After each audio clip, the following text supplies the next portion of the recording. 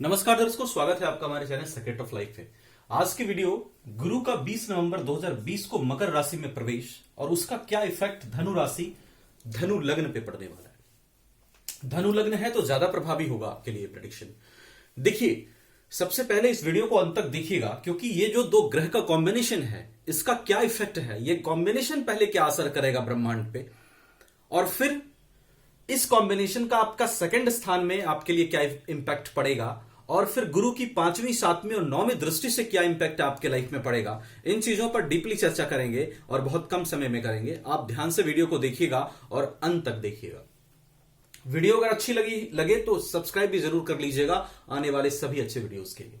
देखिए, गुरु और शनि, गुरु क्या है? गुरु धर्म है, गुरु ज्ञान है, गुरु रिलीजियस बुक्स हैं, गुरु धार्मिक स्थल हैं, गुरु हमारा संतान सुख, गुरु वैवाहिक सुख। वैवाहिक सुख में सेक्सुअल रिलेशनशिप नहीं, गुरु जो है वैवाहिक सुख में जो रिश्तों की पवित्रता है, जो रिश्तों में सुकून है, जो प्यार है, जो हार्मोनी है, वो गुरु है। उसके साथ साथ गुरु हमारा सद्विचार है, हमारा सद्ज्ञान है। अज्ञान की बात नहीं कर रहा हूं, चालाकी की बात नहीं कर रहा हूं, सद्बुद्धि की बात कर रहा हूं। गुरु सद्बुद्धि को प्रेजेंट करता है, चालाकी को राहु प्रेजेंट करता है। तो गुरु हमारा सद्ज्ञान, गुरु हमारा चरित्र, गुरु हमारा धर्म, गुरु हमारा ज्ञान। और शनि कारक है वैराग्य के, शनि कारक है न्याय के, शनि कारक है सत्य के, शनि कारक है हमें कर्तव्य सिखाने के। तो जब कर्तव्य न्याय का संबंध ज्ञान और धर्म से बनेगा तो क्या होगा? ऑब्वियसली अच्छा ही होगा, क्योंकि कर्तव्य और न्याय सत्य इसका समन्वय ज्ञान और धर्म के साथ बुरा कैसे हो सकता है? जिसके अंदर ज्ञान अच्छा होगा निश्चित रूप से वो कर्तव्य को भी समझेगा, और जो व्यक्ति कर्तव्य परायण है निश्चित रूप से वो ज्ञानी भी है, क्योंकि कर्तव्य का पालन करना भी ज्ञानियों का काम है।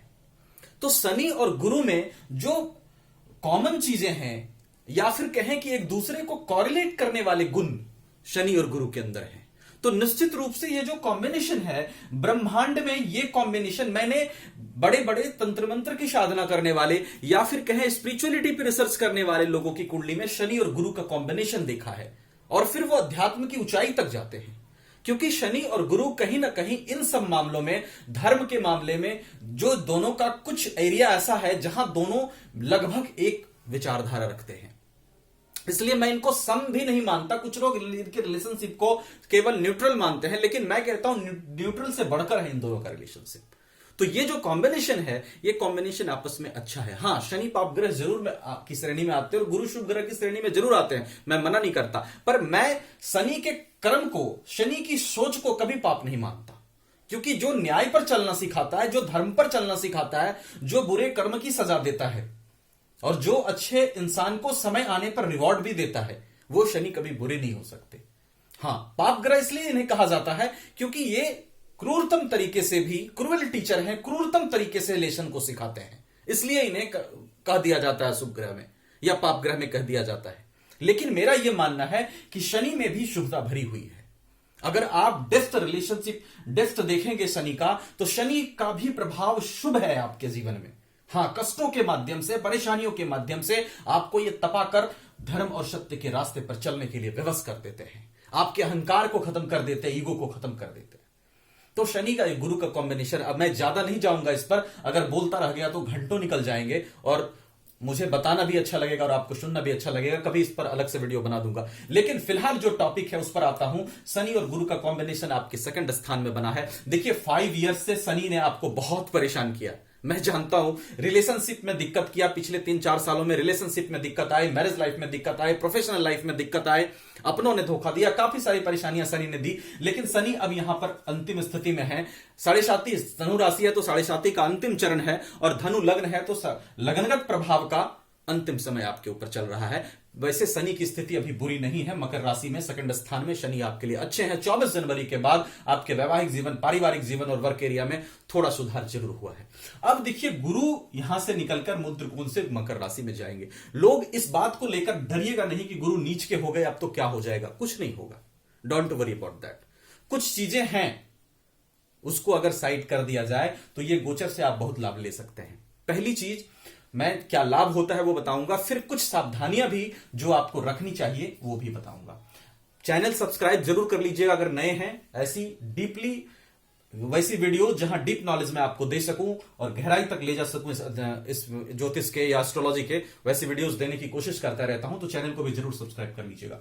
अब देखिए, गुरु जो है यहां पर लग्नेश होकर के नीच के होंगे, क्या सावधानियां रखनी है उस पर चर्चा करेंगे। लेकिन उससे पहले क्या क्या बेनिफिट आपको गुरु दे सकते हैं। लग्नेश होकर के सेकंड स्थान में जाएंगे। देखिए, राशि नीच की है लेकिन भाव बुरा नहीं कहा जाएगा। लग्नेश अगर सेकंड स्थान में बैठते हैं तो पैतृक सुख में वृद्धि करते हैं। इनहेरिटेंस, आदमी को पैतृक सुखों की प्राप्ति कराते हैं, परिवार का प्यार दिलाते हैं, धन में वृद्धि करते हैं धन स्थान में, क्योंकि लग्नेश जिस भाव में अच्छे भाव में बैठेगा तो उस घर की वृद्धि करेगा। तो भाव बुरा नहीं होगा। भाव लग्नेश का तब बुरा होता है जब वो 6, 8, 12 में बैठता है और उसके बाद थर्ड हाउस। सेकंड स्थान में बुरा नहीं कहा जाता लग्नेश, नीच का जरूर है लेकिन फिर भी आपके पारिवारिक सुख में वृद्धि, आपके धन में वृद्धि करने की कोशिश करेंगे, पैतृक संपत्ति प्राप्त कराने की कोशिश यहां पे गुरु करेंगे। गुरु की 5वीं दृष्टि जाएगी 6th स्थान पे, कर्ज में सुधार की स्थिति गुरु बनाएंगे। हाँ, कुछ बातों का ध्यान आप जरूर रखिए, कुछ सावधानी का वो लास्ट में बताऊंगा, पहले वीडियोस देख लीजिए क्या क्या फायदा है। कर्ज की स्थिति में सुधार होने की पूरी गुंजाइश रहेगी। कर्ज आपका कमेगा, कर्ज से निकलने के रास्ते बनेंगे।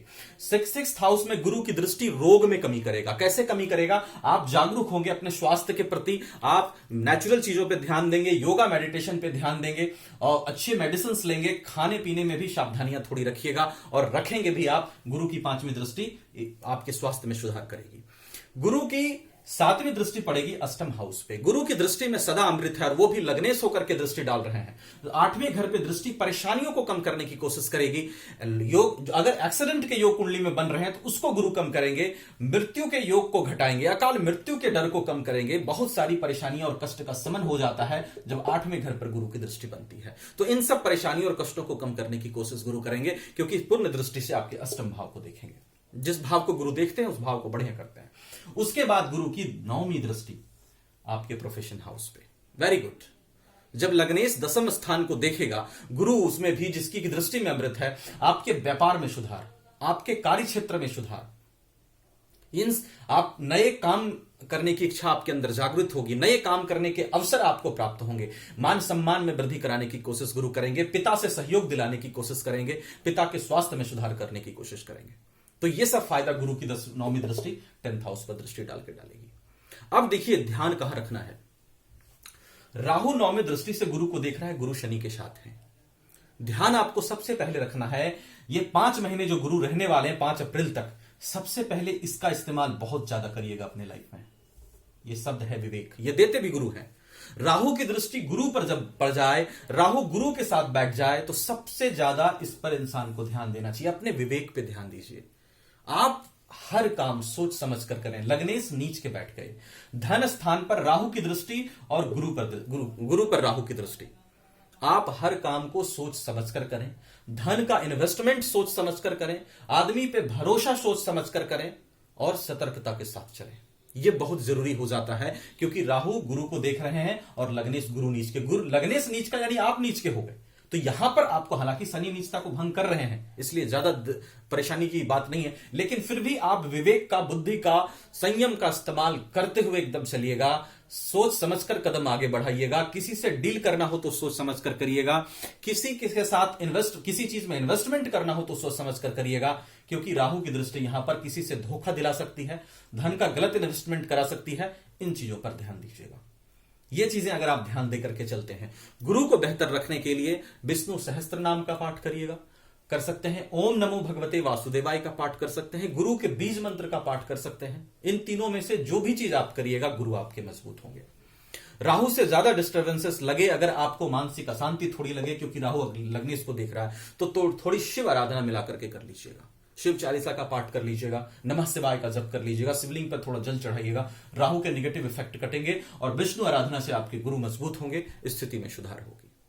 तो आशा करता हूं वीडियो आपको अच्छी लगी होगी। देखिए, वीडियो बहुत बड़ा भी ना हो, इसलिए मैं कम समय में टू द पॉइंट बोलने की कोशिश करता हूं, ताकि आपको चीजें समझ में भी आ जाएं और ज्यादा परेशानी भी ना हो।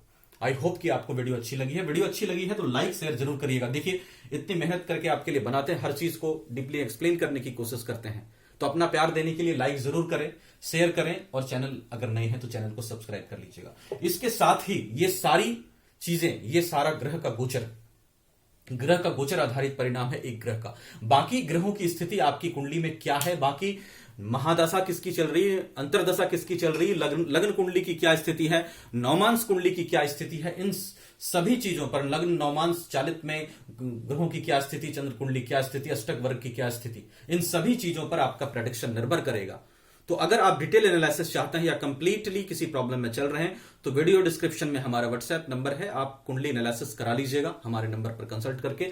अदरवाइज आपको जहां अच्छा लगे, अगर आपको लगता है हमसे बेहतर कोई आपको एस्ट्रोलॉजी या एनालिसिस दे सकता तो आप वहां भी करा सकते हैं, मेरे लिए इशू नहीं है। बस मैं इतना कह रहा हूं कि अगर डिटेल एनालिसिस चाहते हैं तो एक बार कुंडली एनालिसिस भी करा लीजिएगा, क्योंकि ये सिर्फ गोचर आधारित परिणाम है और गुरु का परिणाम इस बात पर भी निर्भर करेगा कि गुरु किस अवस्था में आपकी कुंडली में बैठे हैं। तो आशा करता हूं वीडियो अच्छी लगी होगी। Thank you so much.